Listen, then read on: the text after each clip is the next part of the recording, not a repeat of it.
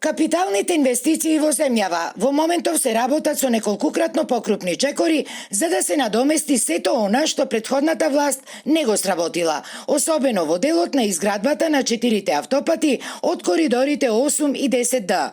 Откри денеска во Прилеп премиерот Христијан Мицкоски. Сите капитални инвестиции се реализирати за следната година во буџетот се предвидени околу 50 милиарди, 50,5 милиарди денари и тука не се предвидени оние трансфери кои што шпекулативно претходната влада ги пријуваше како капитални инвестиции.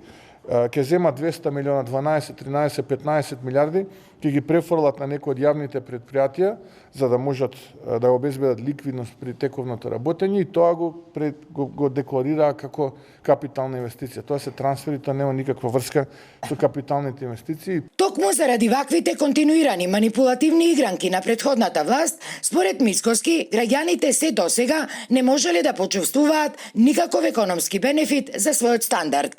До 24 јуни буџетскиот дефицит и реализираните капитални инвестиции беа 3:1, 18 милиарди на 6 милиарди.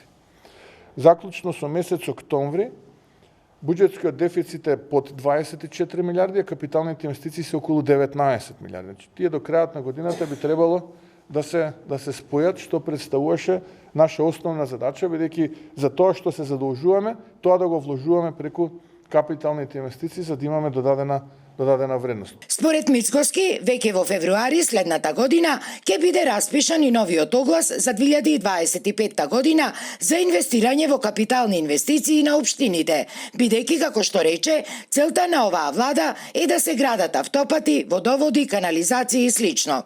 Што се однесува пак до делот од унгарскиот кредит кој е наменет за бизнисот и за кој сега банките бараат државата да покрие 25 банкарски трошоци, Мицкоски повтори дека кога се земал кредитот, тие работеле заедно со банките за тие да не бараат дополнителни трошоци, туку заеднички да го споделат ризикот во интерес на општествената добробит на граѓаните, односно на македонската економија, за што веќе бил закажан и нов состанок со бизнисмените и министерката за финансии.